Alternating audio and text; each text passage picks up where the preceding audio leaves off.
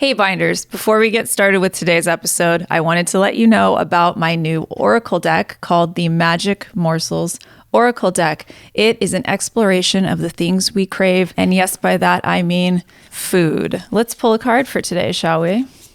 The chicken nuggies. This card is representative of our subconscious. And I know what some of you might be thinking, Laura, I'm vegan. I don't need chicken nuggies. Well, guess what? I have a vegan edition of this same deck for your Oracle pleasure.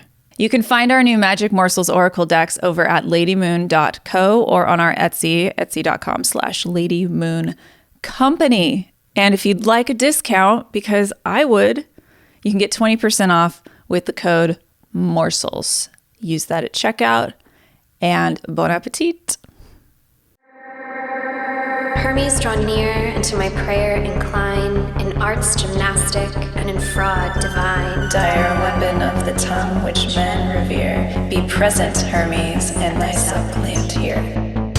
Welcome to Third Eye Bind, episode 31, Shadow Work.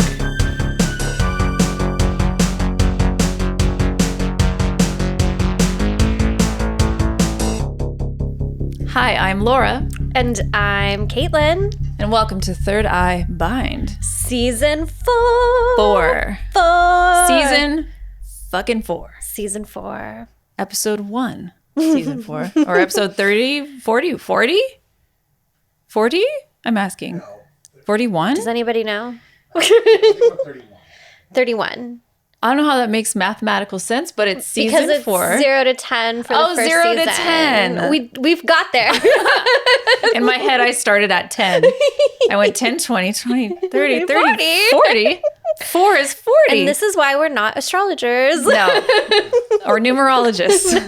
Absolutely not. Absolutely not. Well, welcome everyone. We are so happy that you are back with us. And if it's your first time, we have so many other episodes for you to go back and binge when you're done with this one. Absolutely. And thank you for having enough interest in us for like 4 seasons to be possible. It's and amazing to be growing and exciting. We're growing. Our listeners keep growing. Yeah. Our views keep growing. So thank you, thank you, thank you. And if you like us, please, please, please like, subscribe, rate, and review. If you're watching us on YouTube, leave comments, share it with your friends, share it with your mom, share it with your pastor. And if you love us, share it with a nun. Share it with a nun. Okay, I started watching this show on Peacock called Mrs. Davies. Oh. And it's about a nun, and Is it cute? I've only seen the first episode. It's like wild. Oh. It's fun. Okay. It's like an action adventure. Adventure nun. I think I know. Yeah. I think I know. But you like it? Because I'm all caught up on Vanderpump Rules, so I had to watch something. Got it. And I'm still on the Discovery Plus train. Choo-choo. I'm fully invested in Bravo right now. Got it. That's a good place to be. It's a fun place to be. I'm in a homicide hunter, dissociative, demon situation. Yeah. I'm fully entrenched in Scandival. And if you don't watch Vanderpump Rules, I'm sorry for you. I don't. Okay, so two of the main characters. Tangent. They're not actual humans. Tangent, sorry. But this is why you love us. Tangent. So two of the characters that have been together since season 2, we're now on season 10. The guy has been cheating with her best friend, and it all came out in March while they were still filming. And so Bravo didn't even go back and re-edit. We are watching it all happen and come out in real time. And it's so delicious and terrible, and it's trash, but I love it. I'm a raccoon, and this is my dumpster. I love it. And I'm a possum, and I'm peeking over saying, what is that? What is that? What's happening? Tasty. Because I'm a possum, and what I'm watching are horror series, anthology, foreign films and TV shows. They're dubbed with English. Yeah. They're from Spain. They're from France. They're from Italy. They're making really cute horror shows. There's a show called Phenomenon that it's a movie actually, that I just watched about this group of women I think they're Spanish, and they were like paranormal hunters that were in their like 60s and 70s, like older women who fucking That's so cute. did paranormal investigations. And it's like about them, and they're so cute. And it's just nice to see like older females like being badass and sexy and smoking hella cigarettes like Europeans do, you know, just like, hey, blah, blah, blah. Like, you know what I mean? That. And having like it's really cool and fighting ghosts. Not just being like the docile. It was really cool to see. Yeah, that's fucking cool. I've never seen anything like it, and it was really cute. But yeah, there's other kind of weird shows like that. I'm kind of into that. where I'll be like, oh, I want to watch that. And I'm like, oh, it's not in English. And I'm like, cool. Like Korean stuff. Anyway. I watch everything with subtitles anyways. So. Yeah. I like subtitles. Yeah. Oh, if you love us. Speaking of Did love. we say that? No, we didn't. No, if you really love us, If you really love us, please support us on Patreon. Patreon.com/thirdEyeBind. Well, that's not the website, but that's not the you're website. doing this right now. Patrons on the $5 tier or above get access to all of our incredible fun content. We have extended episodes there, behind the scenes footage. Laura's done some fun spooky show reviews. Ooh, you should do one on the new stuff that you're watching. I do really need to do that. I do deck reviews. I'm going to post a new one this week. Actually, I filmed like 4 of them. Amazing. I need to post them. So yeah, it's a fun time, and you should be a part of the party. You're invited. You're invited. Speaking of decks. Speaking of decks. We've been busy little bees. We've been so busy. We're tired. I heard retired, and I was like, never. Not yet. Never. Eventually. Someday we'll have a chicken farm. Tell us about your deck, Laura. Oh my gosh. Well, look at it right here. This is the Sirens of Song 3rd edition. Gorgeous. One of the 2 colorways that's being offered is this lovely lavender deck with a black holographic foil, matte black edges, and a purple foil back logo. It's fucking cool. It's amazing. It's new. It's improved. It's what we'll be pulling with this season. The black holographic. Is it working without the sunlight? Very cool. Anyways, that's available now. It actually dropped today, as well as I made an Oracle deck called the Magic Morsels Oracle deck, and it's food. It's so fucking cute. It's divination. It's food. It's delicious. Adorable. It's divination a la carte. So add it to your cart. TM. That worked. Mm-hmm. There's also a vegan edition. So there's a regular edition. There's a vegan edition. Something for everyone. There's something for everyone. Yes. I'm an inclusive designer. An inclusive creatrix. Yes. So those are all available now. Also, in the Sirens of Song guidebook, you will find tarot spreads by me. Mm-hmm. So and our very first collab. I updated your Thank you with my name. rebrand. I did. We've rebranded a few times since the first edition. I have to double check. And so I've also created a deck. It's called Offerings Oracle, and I don't have a sample yet, but I will be sure to share it with you once I do. And it is a 33 card deck dedicated to the desires of our good spirits. It's something I've created so that folks can deepen their intimacy and reciprocal relationship with the guides and ancestors who walk with them. It's not available to purchase yet, but you can get on the wait list on my website, motherofmystics.com. And when will that be available to purchase, do you think? I'll probably start pre-ordering in May. Amazing. Mm-hmm, once I have the samples here. And it'll be ready to ship in like June or July. Love it. My website is ladymoon.co, in case I forgot to mention that. So yeah, we've been doing a lot of things. We've been busy. So we'll have more fun announcements, but what are we talking about today? Today, we are talking about shadow work. Oh, I love that we're using the black deck for this. It's shadow work because, why not just hit the season openings with a bang? Shadow work. With a banger. Laura actually posted on Instagram right before this. Yes. Should I read it? Polling people to see what they thought we were going to be talking about this episode. Somebody said. Based on her outfit. I was like, look at my outfit. Like, wait, I was waiting for Caitlin to get here. I gotta like super shuffle. And yeah, it's a new deck. Keep telling the story. And they said, my husband said labor unions. And I said, no, that's the witch. This is the witch podcast, but maybe. But maybe. I was like, you know what? Could be cool. That may come up. I was like, maybe we can work it into the conversation, but. There's glitter on the black edges. There is? Yeah. Under these lights? That just does it for me. I That's love an a good deck. I love that shit. Oh, I'm glad that you like it. Okay, so let's see what the cards. Ooh, that's it. Have to say for us for shadow work. This is our first time pulling from this new deck. Ah! Yeah, you'll notice some differences. What is it? It's actually kind of perfect. What is it? I always get nervous. I don't know why. Don't be nervous. Nervous, excited. I pulled the 7 of Cups. It's not ringing any bells for me. Please explain. Sure. I want to start by looking at the lyrics. Some of them want to use you. Some of them want to get used by you, Annie Lennox. Sweet dreams. Sweet dreams. When it comes, did I just yawn? Excuse me. We're filming in the evening. We're trying a different. The real reason why is very long, and we're not going to go into that right now. Stories. Yeah, we've already strayed from the task at hand.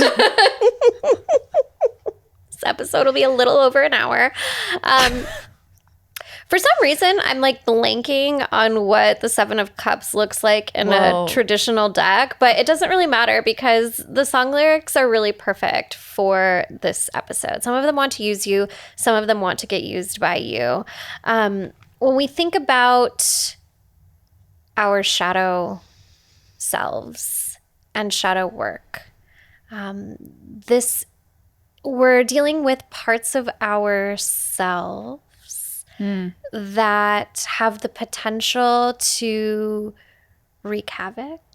Yeah. The potential to control us, to overrun us, but also that have the potential for incredible discovery, incredible self-awareness, creativity.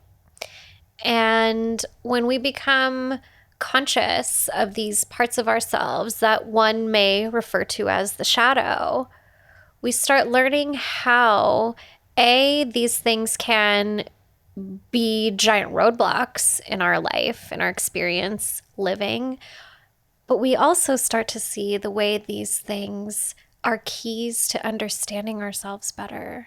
Mm-hmm. Are doors that we can open to our passions and our desires in really beautiful and delicious ways. Yeah. And there's definitely this ever balancing of the scales when we are dealing with these parts of ourselves, because to deny them entirely is something. I think I've shared this quote on the show before, but one thing that my guide, I think it was Giuseppe, said is that there's a little devil in us all. And really weird that you said that. You have to feed it or it will feed itself. And so we find ways to feed these little devils inside of us, and we learn ways to like channel that energy in I feel like I've said ways a lot.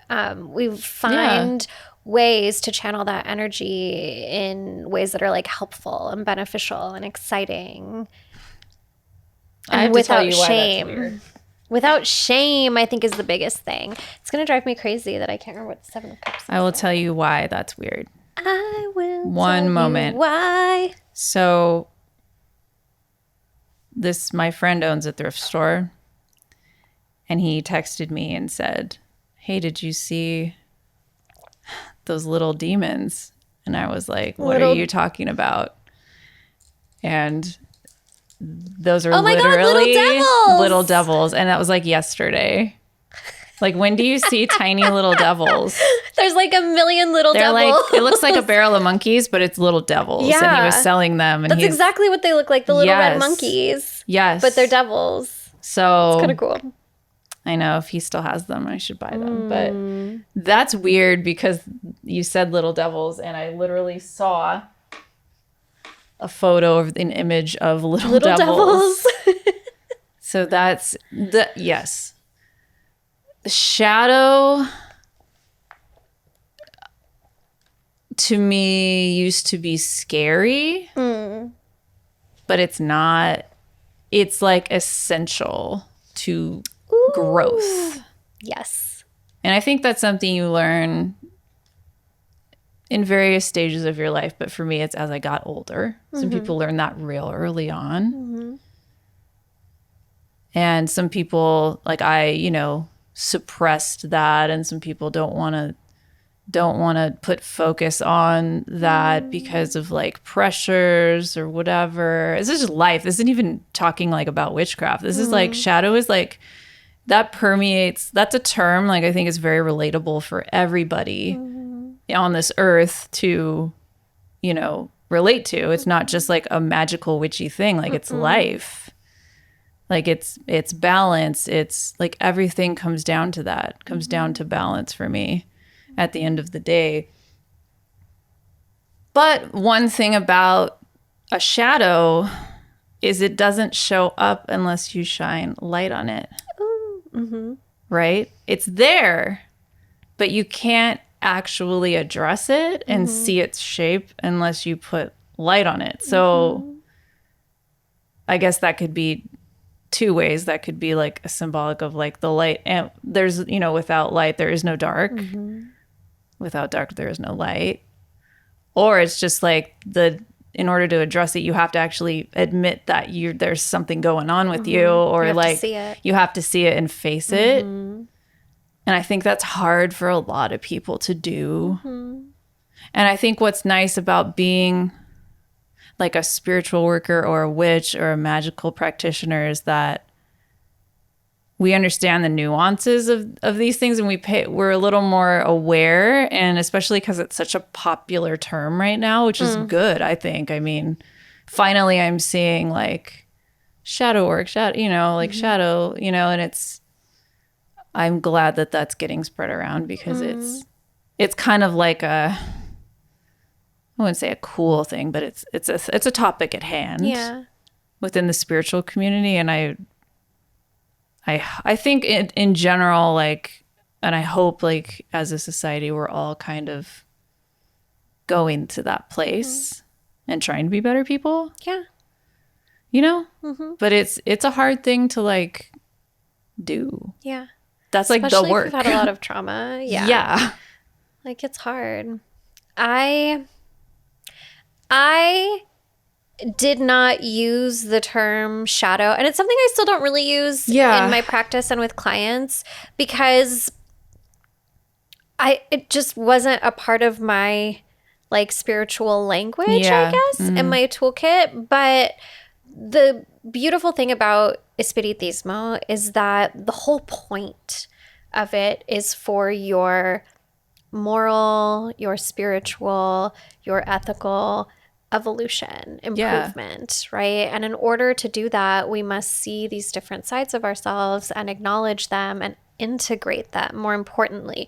Not see them and reject them or see them and suppress them, but see them and say like, okay, but how can I give you a different activity to do so that you don't burn my life down? Yeah. How can I embrace this part of me instead of feeling shameful about it? And I think, the complexity of the shadow is that I think sometimes we see the word shadow and we think it's just the parts of ourselves that are like negative. But what I find through working with clients and being a human too, is that a lot of the things that linger in our shadow are things we feel shameful of Yeah. that aren't actually bad at all. Maybe they were put upon us, or Exactly. There are things that we were socialized to be shameful of, either by our parents, other authority figures, our peers, by religious institutions, feeling shameful about our sexuality, feeling shameful about our sensuality, feeling shameful about our gender, feeling shameful about being excited or good at something. That's a big one for me. For whatever reason, being humble, and I am humble, and humbleness is amazing. I am too humble for my own good sometimes. Like having confidence and being confident and being perceived as stuck up was something that was, I don't know if it's generational with us, but it was like drilled into my brain to not be a stuck up bee. Yeah. Or like, to not be too overconfident, or else people won't like you, or it was really and to like it. That's wow. This hit some nerves here. I noticed a lot growing up that the women in my family did not like being photographed and never wanted to be, and just be like, oh no, and didn't think I don't think they thought they were beautiful, and they're really beautiful women, like. And I'm sure that's, their own trauma and stuff, but like that's something I noticed. And so I'm very comfortable in front of a camera, and I was a model and did all these things. But that took work. That took like, I'm still working on it, to be honest, but like it's taken time to undo, and to, like you said, like take that part of myself, that part of that's ashamed, and to make it like work for me, or to be okay. And I've taken that and made it so I can be very relatable and a humble person. I think I've just sort of taken that, and like I'm still working on removing the shame from that. But yeah, like I think that's a good attribute that I have, and I like that about myself. And I think but man, there's a lot that we observe too. A lot of it, yes. A lot. Well, I was like, where did this come from? Because that's just the term, how my brain works. Yeah. Yeah. I'm like, I never heard it until recently. The last like 5 years. Yeah. I mean, conceptually, I always kind of understood that. But like, exactly. Like conceptually, I got it. This was work that I was doing with myself and with clients, and have been. Yeah. But I didn't have this like language shadow work. Yeah. And I was like, where does this come from? Because I'm always side-eyeing everything, yes. Right? So what I found out is that we can take this back to 1945 and Carl Jung. Oh, yeah, that's right. Carl Jung first shared the theory of the shadow self. Shadow work, I think, is more of a more recent term, but the shadow self. And Jung was a student of Freud, and they ended up departing from one another because Carl Jung was more into like mysticism and spirituality, and Freud was not. Yeah. He also thought like Freud was a little too fixated on like eroticizing kids. So I feel like that's a good reason to reject your teacher. Yeah. So the persona was, according to Carl Jung, your persona is what oneself as well as others think one is. So like how you present to the world, how you think you present to your world. But the shadow is that hidden, repressed, for the most part, inferior and guilt-laden personality whose ultimate ramifications reach back into the realm of our animal ancestors. If it has been believed hitherto that the human shadow was the source of evil, it can now be ascertained on closer investigation that the unconscious man, that is his shadow, does not only consist of morally reprehensible tendencies, but also displays a number of good qualities, such as normal instincts, appropriate reactions, realistic insights, and creative impulses. Yeah. And I think that's a really important key. Like, yes, your shadow might have some stuff that's like, oh, I don't want to I don't want to feed that demon. Like my shadow is like I'm going to call myself a junkie. Like, but that's what I was. And really like that person was somebody who needed discipline And if they had it in the way that they needed it, they probably wouldn't. They were also somebody who like experienced really same, honestly. horrific trauma as a child and didn't tell anybody about it because they didn't know how. But then once you like start to dig into that stuff and unpack it, you're like, oh, but there's this whole human here who's actually really amazing. Yeah. And if I only gave them a chance to like express themselves, maybe I'd discover something. Yeah. But I think, yes, what needs to be emphasized is that the shadow contains all sorts of qualities, which if you don't recognize them, whether they're good or bad, you kind of deprive yourself of knowing who you are.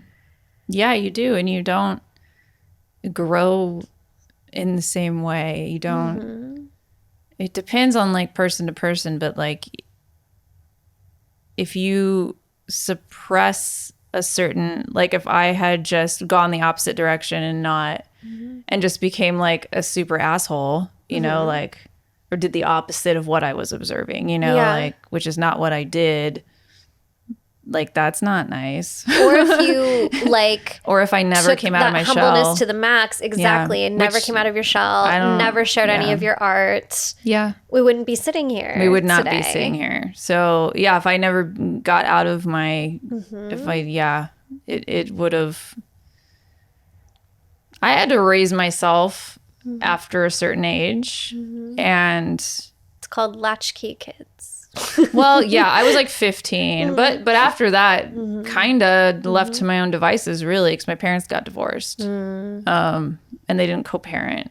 Sorry, Mom, I know you listen. I love you so much. We love you, but that's okay. I'm fine. Number one fan. Number one fan. I love you so much. But yeah, that was hard, and I have major abandonment issues. That's a big part of something I deal with, like today, like a lot, like within my relationships too, like with my husband, especially, like doing this kind of self-reflection, which has always been really come pretty easily to me.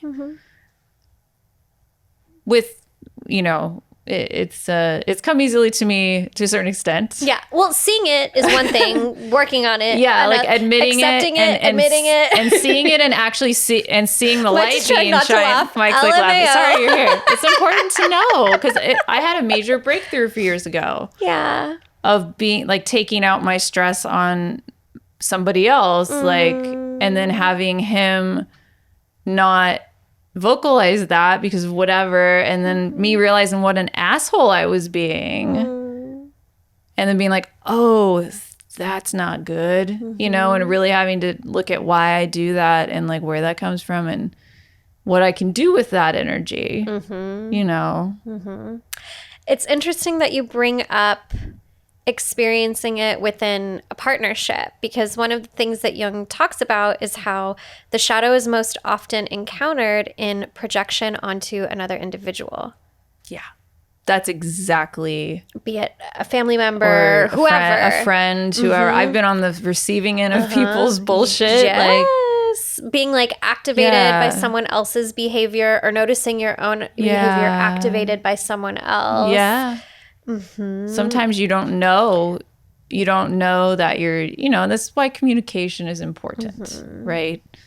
It's important to be comfortable, like addressing some of these things, and it's complicated, but we have to like look at it, you know, we can't just go through life not, you know, painting everything bright pink and bubbly. Like we can't do that. And that's why the love and light thing sucks, because it's like there's no room for anything but that. Yes.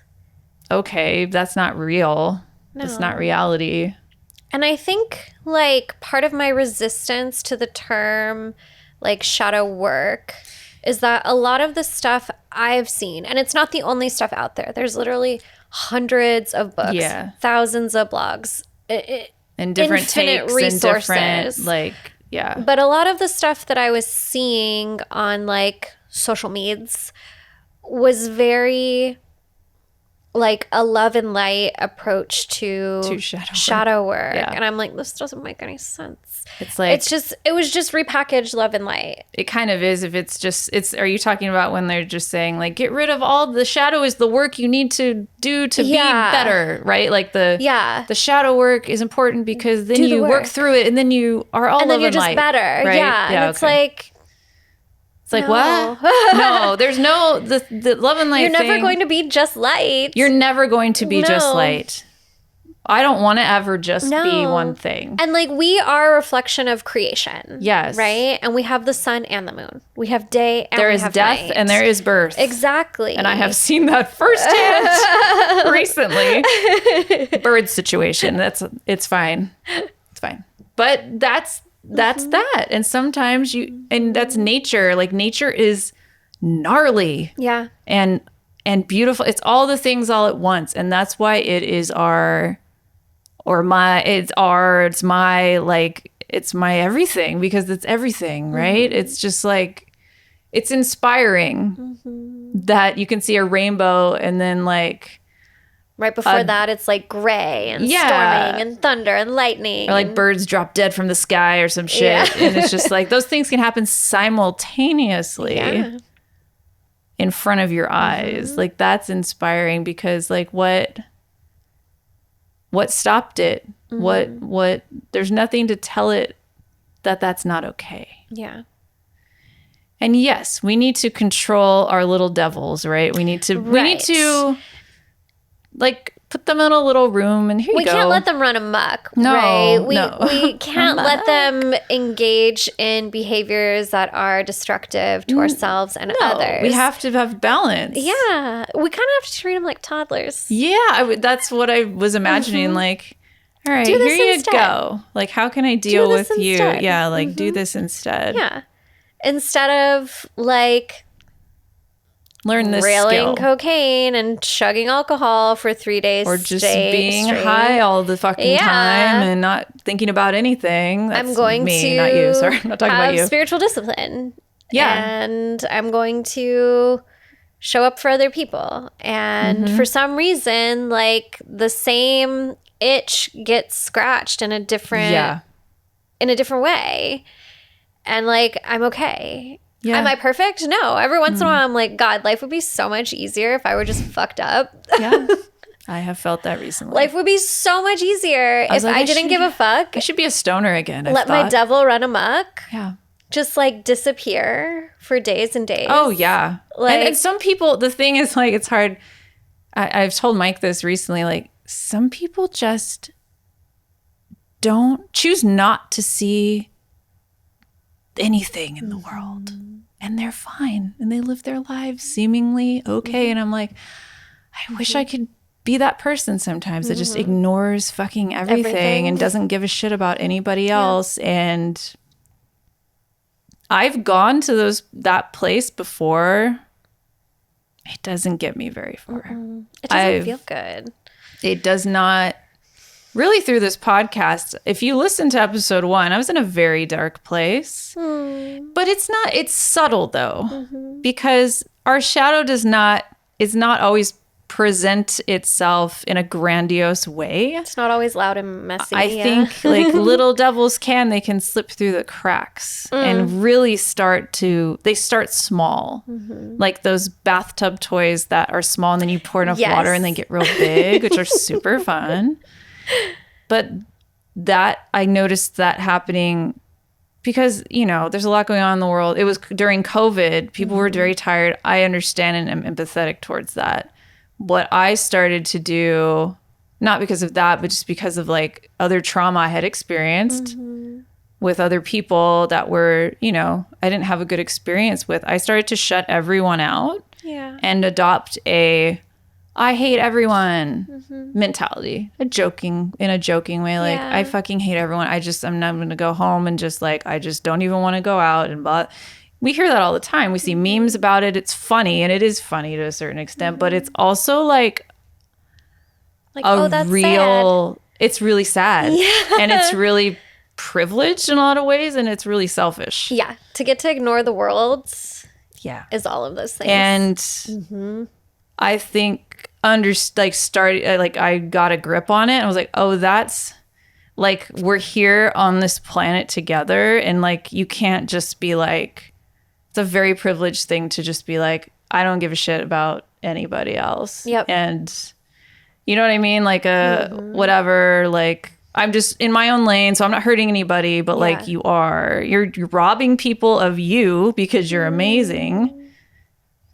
You're robbing people of, you know, of having with other humans, having relationships and like helping people and like, and getting to know new people. And I have a lot of family members that are just like hermit-like and don't give themselves a chance for whatever reason. And some of that is mental illness. And sometimes it's willing isolation. Yeah.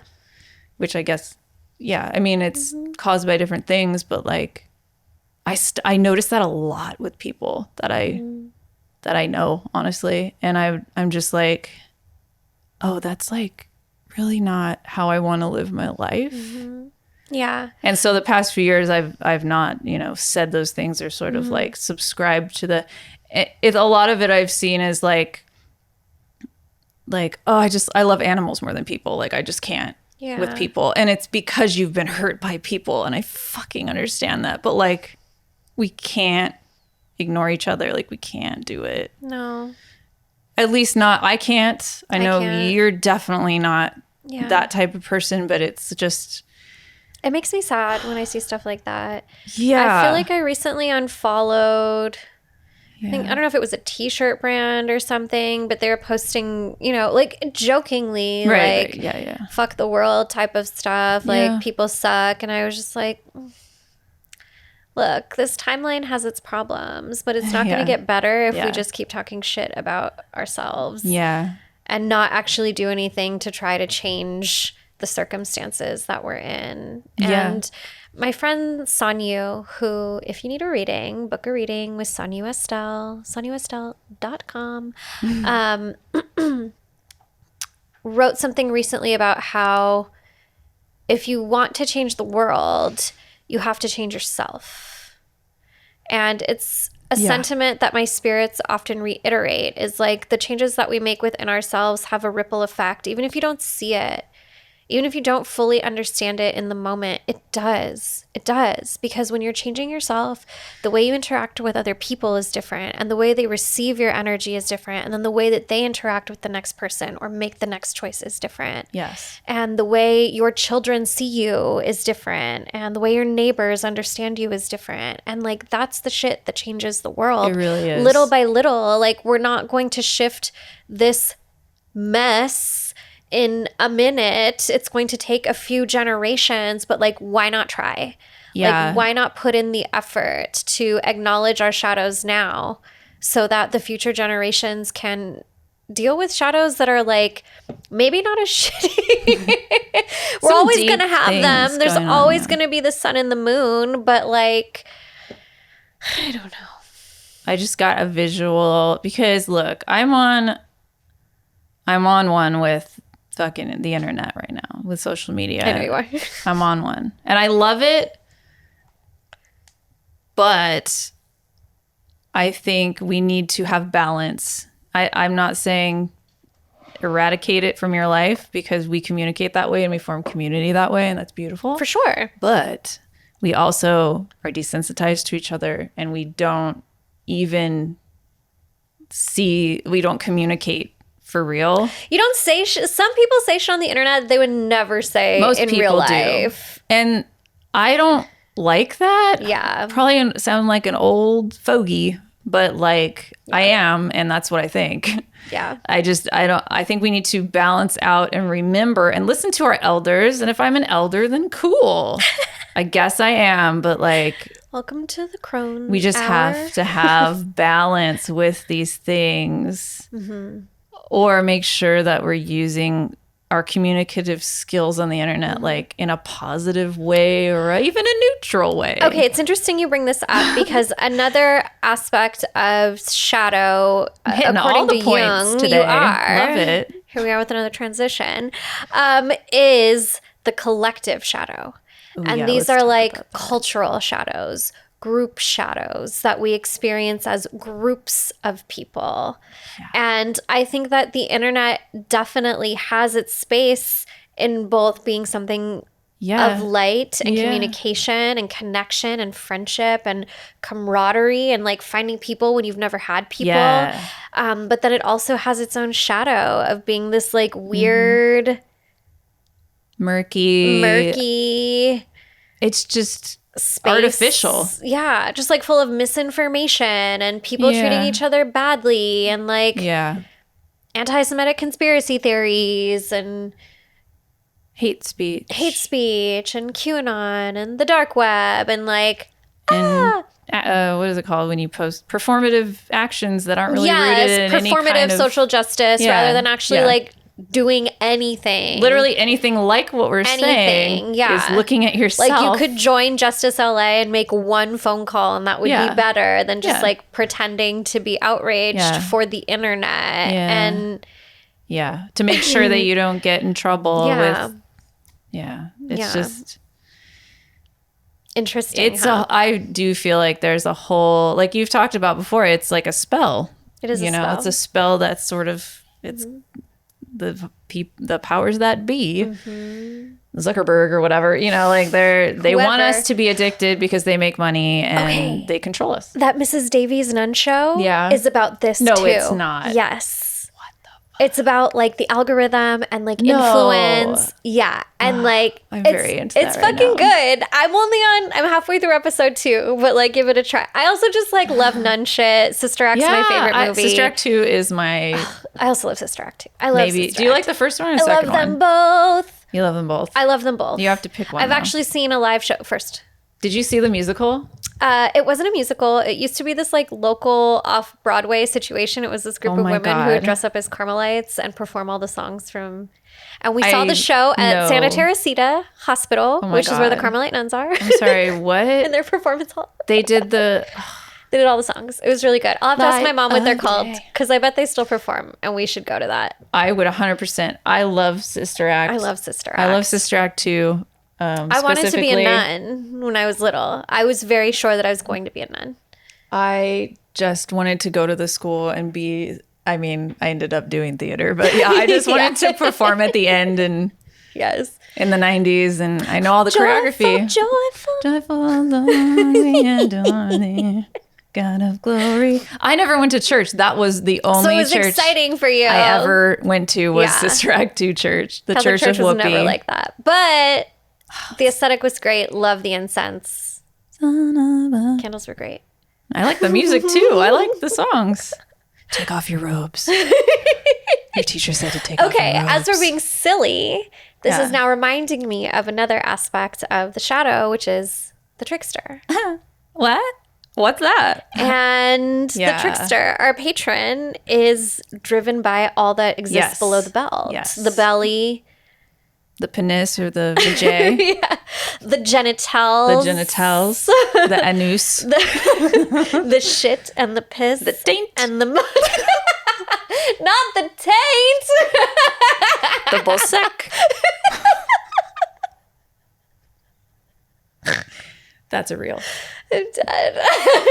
But for real. The impulse, the desires, the passion. Yes, the impulse. The audacity. The audacity, truly. To create. The thrust. Yes. The pelvic thrust.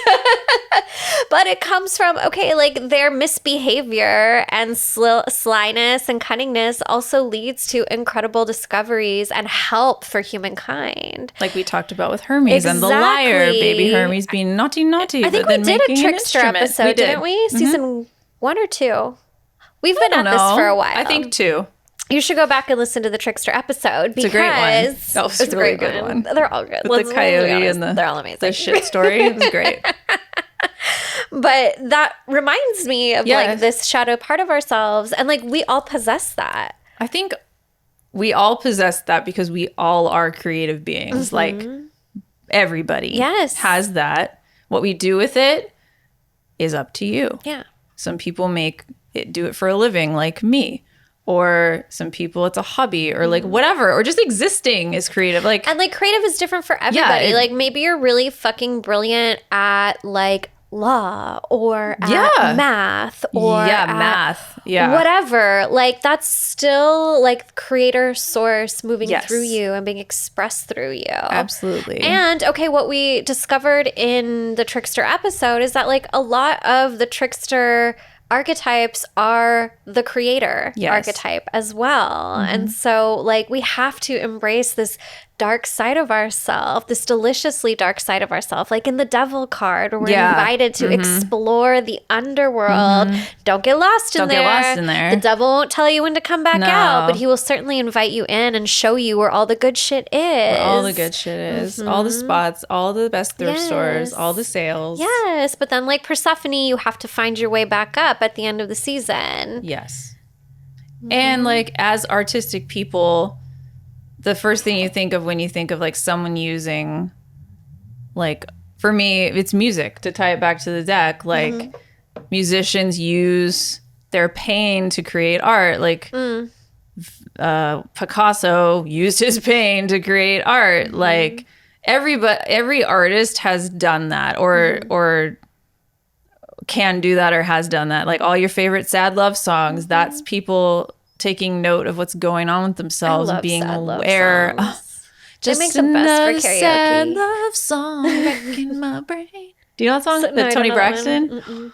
So good. So good. That's a good one. It's literally called Sad Love Another Song. Sad Love Song. But yes, Kenny Babyface Edmonds, like, yes, please. Give me I am all of watching that. Tamar Braxton on the Queen's Court, which is an Okay. amazing dating show with Tamar Braxton, Nivea, and I like Evelyn. Tamar. I can't remember what her last name is.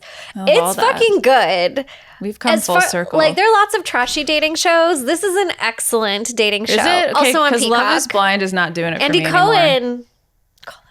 Call us, Andy. Call us, Andy. I would do, what's the thing he does on Watch What Happens Watch What Happens Live. We would be great. We would be great. Everyone, please tag Andy Cohen. Please tag Andy Cohen in this shadow work It episode. would be amazing.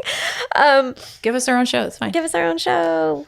Bravo would love us. But yes, art comes from pain a lot of the time. It does.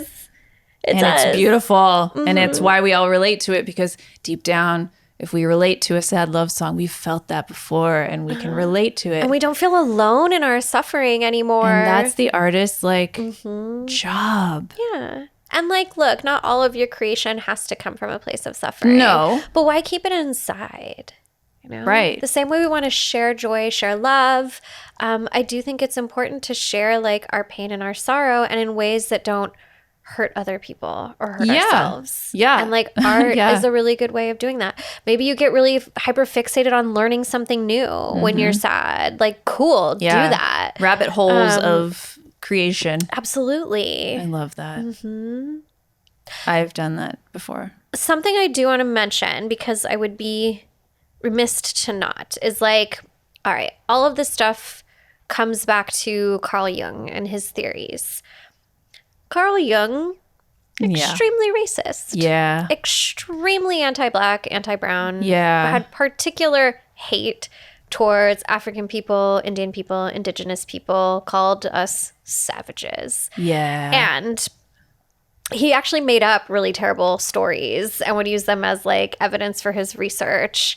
Yeah. And like, well, who were his heroes? You know what I mean? Like, who's to say Freud. that these things didn't come from? I mean, look, if he's a philosopher, psychologist, whatever, like, philosophers have been around for a long ass time. yeah, Greek times, we're talking old times, talking Socrates, we're talking people we don't even know the names of because they were erased from history. Yeah. Like, who the fuck knows, right? So it's not like Jung woke up and was like, I know all these things. Like, it would be yeah. interesting to know, like, Well, okay, where he that came came from like a from. spiritist family.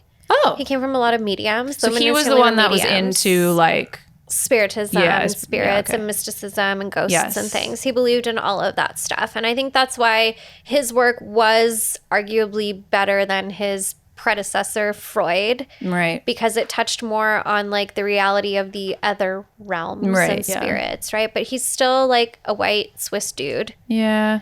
who's got his problems. And I think that's why personally, like, I still won't use the term Yeah. shadow work, shadow self, Shadow self. in my practice. Mm-hmm. But I think that these are understandings that a lot of indigenous Yeah. cultures around the world have always known. Yeah. And being a practitioner of a few different diasporic traditions, we embrace the crossroads. Yeah. We see the great spirits not only for the blessings they bestow upon us, but the power of destruction that they possess and wield. We embrace the shadows of the bars, of the trash, of the night, of all of these different spaces that are normally like, oh, I don't want to look at that. We're like, not only look at it, like, let's light a fire and leave offerings for the spirits who live here. Yeah. And I think that this type of work, there's room for everyone in it. I think that it's hard for me, and maybe this is why I've always had this like internal kind of ick when I see the word shadow work. I'm like, oh, I don't know if that's for me. And after doing this research, I was like, oh, because it's not. It's kind of like star seeds. Like, well, you know, oh, it's not for me. Yeah, no. But, I'm just a savage. You know, what's funny is that my adversement, that's a word I made up, is to the like term. It's a real word. Adversement. Adversity. Adversity. I don't know. To the word. I don't know what I'm trying to say. You Distaste? guys, distaste. My slight distaste in my mouth when I hear the words like shadow work and like starseed. And it, for me, it stems from like it being trendy. Yeah, But totally. what have we learned about things that are trendy? If we research them, they tend to be rooted in like white supremacy or some shit. It's so annoying. It's so annoying. But like the things that permeate pop culture and like, not always, but in, you know, in these kind of really like, I don't know, like prevalent ways tend to be like things made up, like Wicca, things made up by white people. By white people who only like white people. Who were like not good white people. Yes. So, But yeah, I mean, I do think like it's important work to like acknowledge these parts of ourselves and integrate these parts of ourselves. And I think this goes back to something we talk about almost every week. Like when you go back into your ancestry and the cultural and spiritual practices of those who came before, like you will find people and practices who integrate and embrace these different parts of themselves, no matter what part of the planet your ancestors are from. And I mean, like, there are some cool resources out there on shadow work if you're interested in doing that work on your own. I know that Teresa Reed wrote a book on shadow work, and Teresa Reed is like a tarot queen. Also, Rachel Pollack just passed away, and I just want to say thank you to Rachel Pollack for being a queer trans icon in the tarot world for decades. I love you. Folks who are watching this who read tarot have probably read Rachel Pollack's books. 78 Degrees of Wisdom is like on everybody's bookshelf and altar. Anyway, what are we talking about? But you're talking about how every sort of culture, magical culture, like spiritual culture, like has these thematic, indigenous cultures have these thematic things like worldwide. And I think that just comes with like being connected to the world around you in a heightened way, which is what connected to nature. Even if you don't know who your ancestors are, even if you have no idea, just witnessing what we were talking about, like witnessing the death and the life and the beauty and it all happening all at once, like all at once every day. Yes.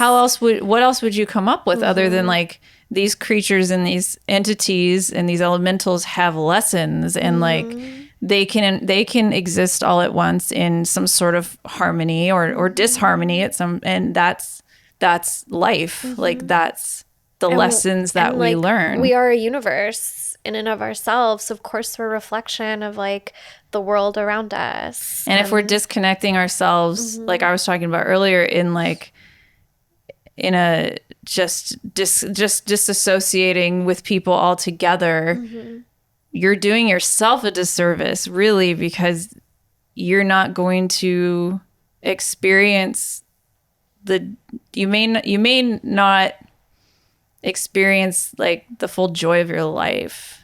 That part. You know? Yeah. it reminds me of like, okay, I grew up Catholic, and there's so much shame that gets put upon you in Catholic school and going to church every Sunday.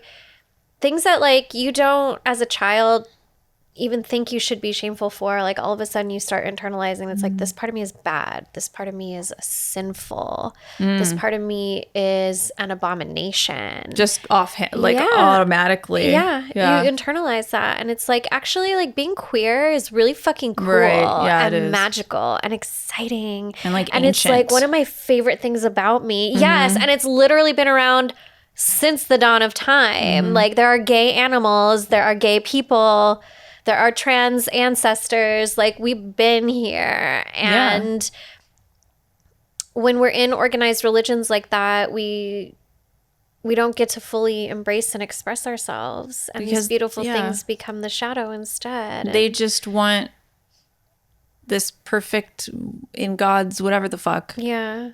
And that's love and light. That's what we're talking about here. Like that's this unrealistic standard that you're being held to spiritually. Yes. Just negates every like real interesting part of yourself. Exactly. Yes. The most interesting stuff is in the dark. Yes. You just have to shine a light on it. Wow. Wow, that was pretty good. That was good. Episode 1 there.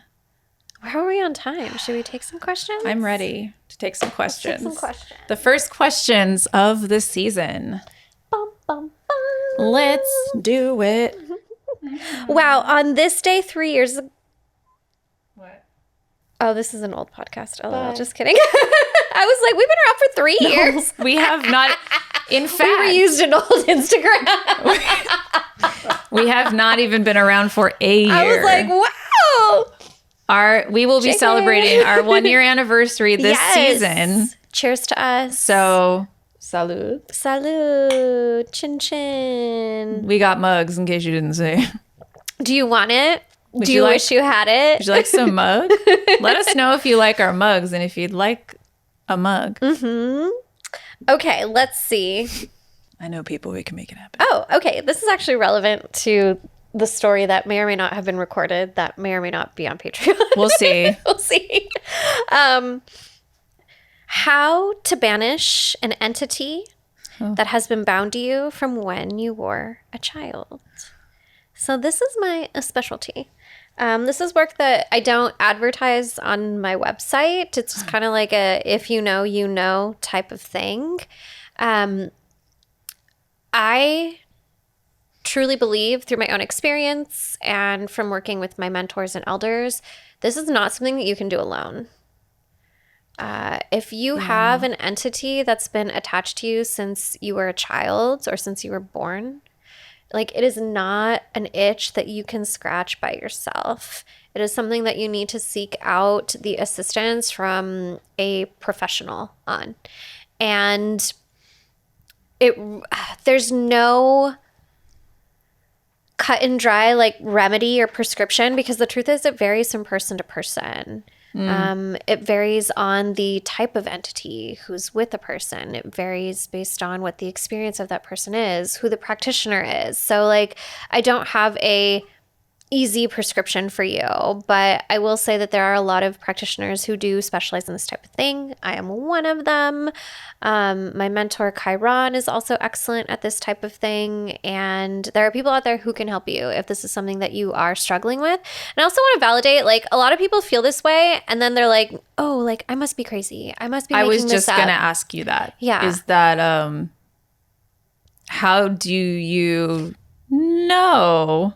Divination. Right. I know through divination. I know pretty instantly when I sit with someone. Right. So even if you have like an instance where you think it might be something other than like an earthly situation or a, Seeing a whatever. Professional can still be helpful. You can still like see somebody to even, let you know what's going on and to rule that out. Yes. Because that's important. Exactly. Because sometimes these things are attached and you may not ever know or realize that or give yourself like the credit to be like, no, I'm not imagining this shit. Like this is because actually we're taught happening to me. it's crazy and it's just too much. Like it's actually energy is real, that uncommon. and it's not. And there's so many like lineages that deal specifically with that shit, like Caitlin's and others, and so not mine. Do not call me. Don't do it alone. I will call Caitlin. Is all I would say. Don't do it alone. Don't do it with Laura or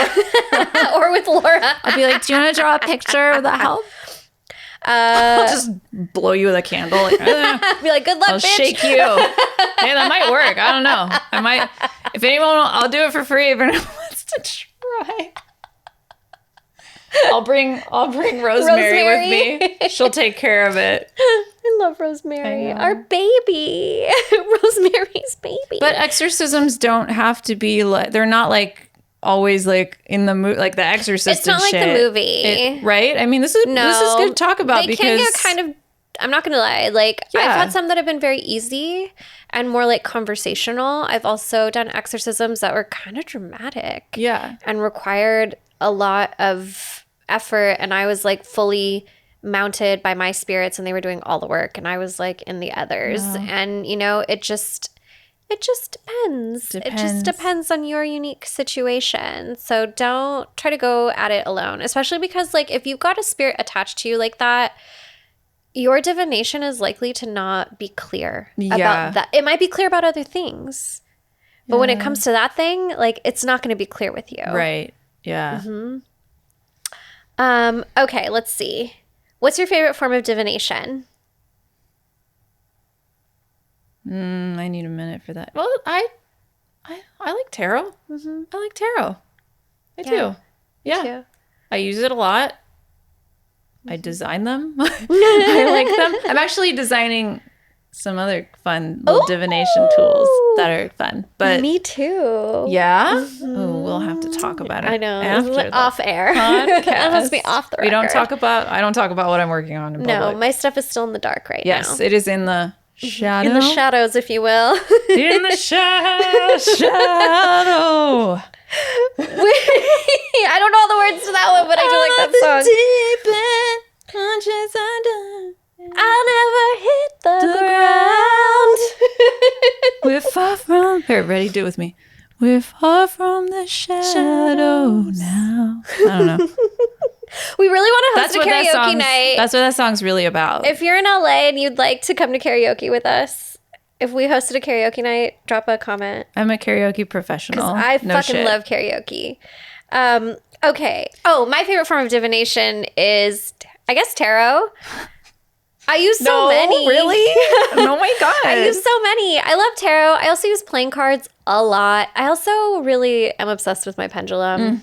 I love it. Love the pendulum. I get lazy with the pendulum. It's cool. Although I am making kind of a don't tell me. thing. Okay. Don't say it. Hey, you know what? A little footnote. Sometimes things left in the shadows are safer there than in the light. Boom. Ooh, and I feel like we touch upon that in two different episodes. The sacredness of secrecy. Yes. My and fave. that's, I think, season 1, episode 4. I 7? love that episode. Is it episode? I don't know. Episode 4? I don't know. That's it's a my good favorite episode we've I ever fucking done. love that That's episode. my jam. And we also touch on it in the boundaries and protection episode in season 3. Yeah. We're a wealth of wisdom and information. You're so smart and pretty and fun and nice and entertaining. So cute. Okay. Do some people... One more question. This is a fucking cool I gotta question. pee. This is the last one. Do some people have an evil destiny? Like they move the plot forward by their bad actions? Okay. It's interesting that you asked this because when I saw it, I was like, ooh, don't know. But recently... I do think it's possible. Here's the thing. I do think it's possible. Because recently I was having a conversation with one of my dear friends who's experiencing someone who isn't necessarily possessed, but like is the baddie bad. Yeah. Like is the baddie bad. It is Yeah. It is of them. It's not attached to them. And I do think that all people have the potential to heal and change. all people, even the worst of us. Mm-hmm. I think we all possess that. Given the right resources, opportunities, we can shift. Inspirations. Fire under our asses. That's why we should connect with each other. Yes, we can change. I really do. But I do think that certain people might be born bad. Yeah. No, I don't want to say that because all kids are good. You think that? And I think kids get influenced by although I have seen The Omen. I made a face. I was like, all kids are not. No. I think that kids are. You think we're born of innocence? I think that we are born of innocence. Yeah, I really do. I do too. And that we are products of our environments. And like some kids just don't have a fighting fucking chance. Yeah, absolutely. And not all people are meant to be parents who become parents. No. And we talk about this in the motherhood episode. Again, I'm just plugging the motherhood episode's another one of my favorites. You like to watch us cry for an hour. Someone asked me for like an extended version of that one. I was like, I guess we could do a part two. Totally do a part two. Totally. But I do think it's possible that after a certain point, when somebody decides consciously that they don't want to change. Yeah.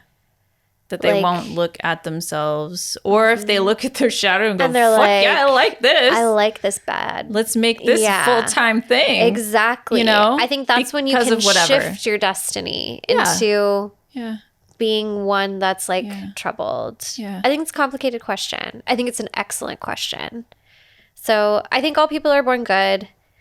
I think that some of us just don't have a fighting fucking chance, and it's harder to just get through. Yeah.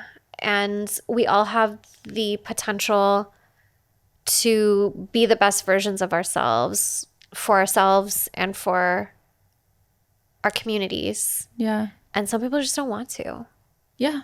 I think there's some people who just don't want to. Yeah. Hence why we have shit like QAnon and the fucking Viking dude who was at the Capitol on January 6th. I don't think he wants to Donald assess his fucking shadow. Trump. And I don't think all these they want to assess their losers, shadows, or they've never had to. Yeah. Like, it's a privilege to ignore it, remember? Boom. It's a privilege to ignore it. It's a privilege to ignore it. And it's also a privilege to get to embrace it. Yeah. I think. And to get away with it. Yeah. And to live. I think that, to like survive while you fully embrace your shadows and privilege. I don't think everybody who makes bad choices is that way. I think a lot of folks do things out of necessity and out of survival. Yeah. And it's not the same as consciously choosing to be the villain. And also trying to understand like why people do the things they do, and like, you know, even Riot Dude, you know, it's like we can do that, but that isn't an excuse for behavior like that, of that caliber and of that origination, like of that privilege. But you can give it a thought. But I mean, it's complicated. It's complicated. Why people do the things they do. And I'm not a psychologist, but people are complicated. Yeah, people are complicated. But I do believe people can change. I believe everyone has the potential to change, but I do believe that there are people out there who consciously choose to embrace the like worst of themselves. I watch shows about murder a lot.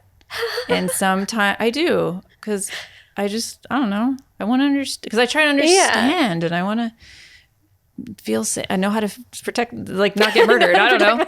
I ironically, like, I don't know why, but like that's a whole thing we go into probably. Another episode. It's definitely not like inspiring to me. But like there are people that do terrible things because of trauma and other things, and it's just like sometimes people do really fucked up shit that you're just but like, they what? like it. Sometimes people do fucked up shit and like it. They do it again and again and again and again and again that's and the shit I'm talking. Everybody makes mistakes. People make horrible fucking mistakes, and it doesn't make them bad some people are just like real deep. But some people like the bad choices, and that scares me. That's very scary. Humans are scary. Humans can be scary.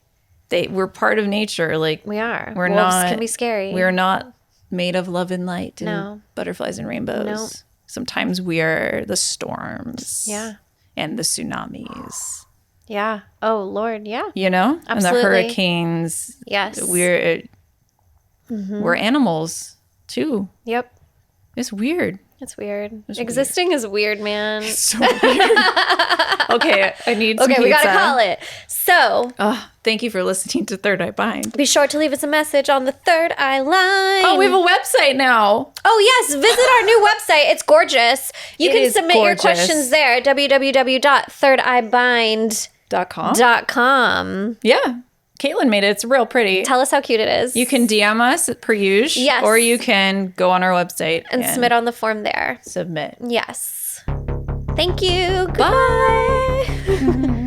Thank you so much for listening.